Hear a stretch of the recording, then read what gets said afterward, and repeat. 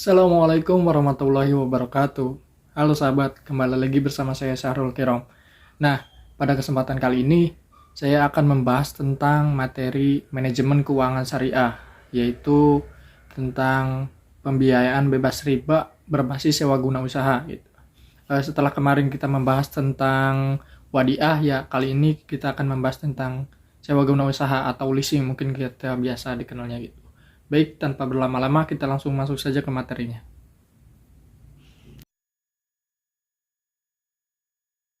Saja ya. Ya, di sini ada pembiayaan bebas riba, yaitu berbasis sewa guna usaha.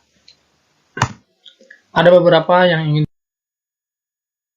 saya sampaikan di sini, yaitu yang pertama ada sewa guna usaha atau leasing. Terus dua ada pengertian ijaroh, yang ketiga ada macam-macam ijaroh, yang keempat ada hukum ijaroh, yang kelima hukum dan syarat leasing syariah, dan yang keenam ada simpulan. Kita langsung masuk ke sewa guna usaha atau leasing itu. Sewa guna usaha atau leasing pada awalnya dikenal di Amerika Serikat, yaitu berasal dari kata lease yang berarti menyewa. Sedangkan dalam ekonomi Islam, istilah yang berkaitan dengan leasing adalah ijarah atau al-ijarah yang berasal dari kata al-ajru yang berarti al-iwadu atau ganti itu. Dalam konteks perbankan syariah, ijarah adalah merupakan lease kontrak di mana suatu bank atau lembaga keuangan menyewakan peralatan atau equipment kepada salah satu nasabahnya berdasarkan pengembangan biaya yang sudah ditentukan secara pasti sebelumnya atau fixed charge.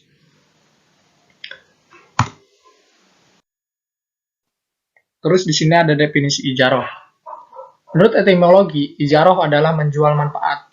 Menurut kaidah saraf atau kata ijarah diderivasi dan dibentuk fiil ajaro, yajuru atau ajron yang berarti upah, sewa, imbalan atau ganti. Secara terminologi, pengertian ijarah ialah akad atas beberapa manfaat atas penggantian. Ijarah secara sederhana diartikan sebagai transaksi manfaat atau jasa dengan imbalan tertentu. Bila yang menjadi objek transaksi adalah manfaat atau jasa dari suatu benda disebut ijarah al-ain atau sewa menyewa, serta menyewa rumah untuk ditempati. Seperti itu, mungkin contohnya gitu, nyewa rumah untuk ditempati. Bila yang menjadi objek transaksi adalah manfaat atau jasa dari tenaga seseorang, disebut ijarah al-jimmah atau upah mengupah menjahit pakaian contohnya gitu.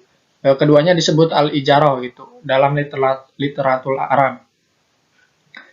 Bicara tadi balik lagi kita sebelum ijarah itu kan sewa guna usaha itu leasing gitu.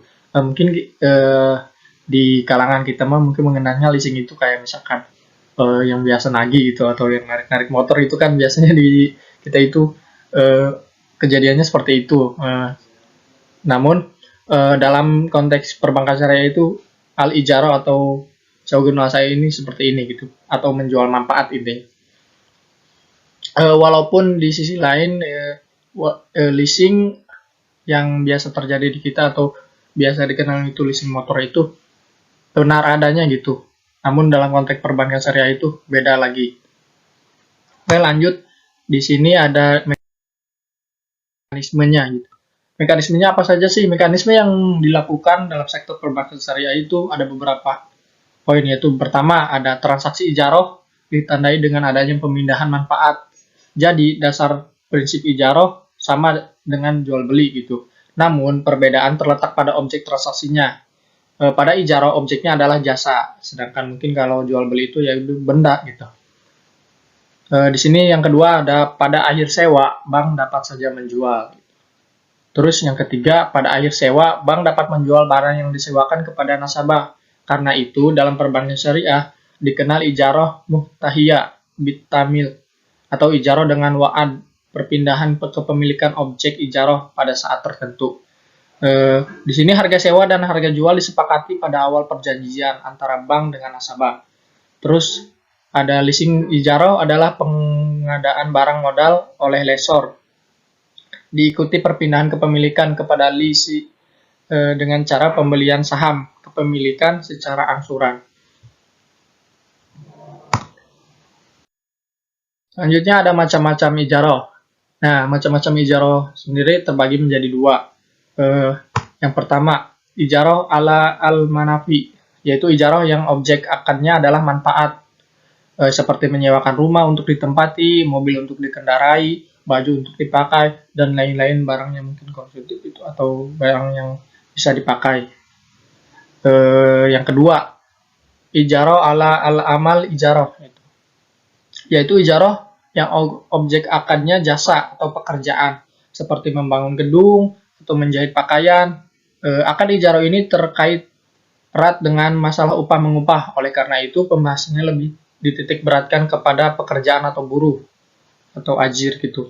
Jadi mungkin kalau misalkan ijarah ala al-manafi itu kita menyewakan barang untuk digunakan gitu. Contohnya mungkin tadi ada rumah, ada mobil, ada baju dan sebagainya. Nah, kalau ijarah ala al-amal ijarah itu ijarah yang kita menggunakan jasa gitu, jasa seseorang gitu.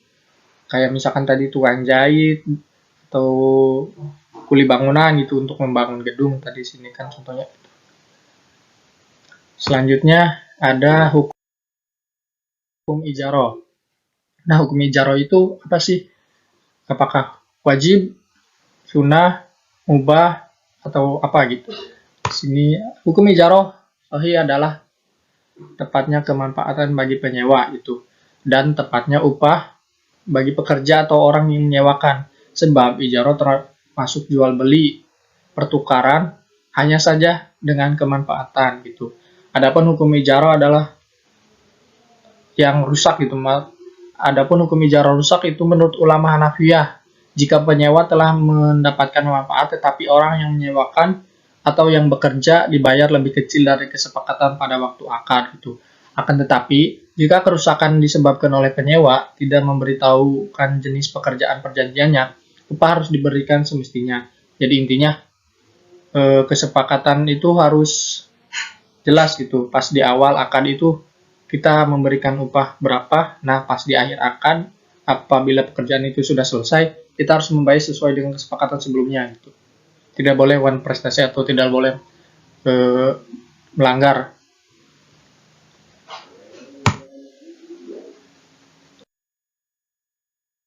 Di sini ada rukun dan syarat leasing syariah.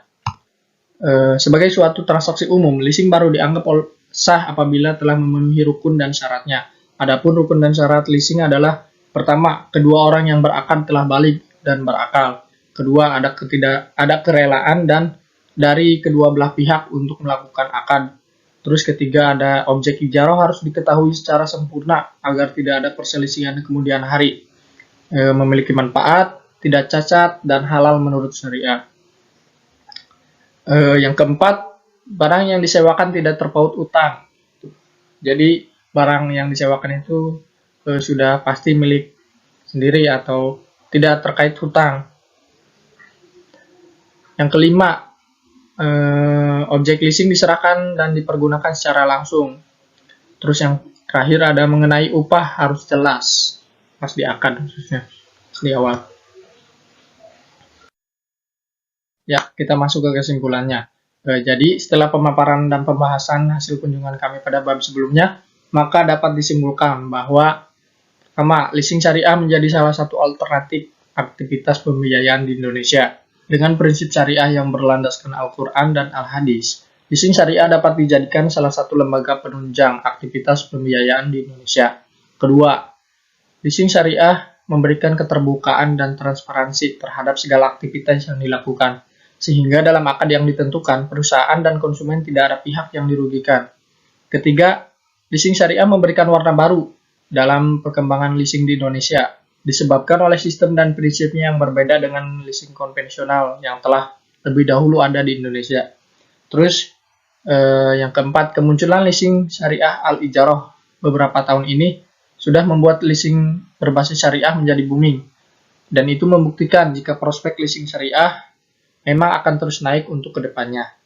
Dan yang terakhir, Islam adalah rahmatan lil alamin. Terbukti dalam hal ini, bukan hanya mengatur tentang hubungan dengan Sang Pencipta saja, Islam hadir bahkan dalam masalah perekonomian. Untuk mencapai kemaslahatan umat pun telah diatur dalam Islam. Baik, itu tadi materi dari saya tentang sewa guna usaha atau leasing, atau dalam konteks perbankan syariah itu al-ijarah.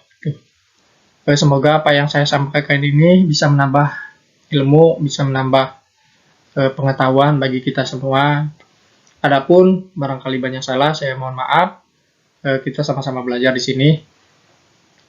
Barangkali ada yang ingin ditanyakan, silahkan boleh komen di bawah. Ya. Sekian, saya tutup. Wabillahi taufiq wal hidayah. Wassalamualaikum warahmatullahi wabarakatuh.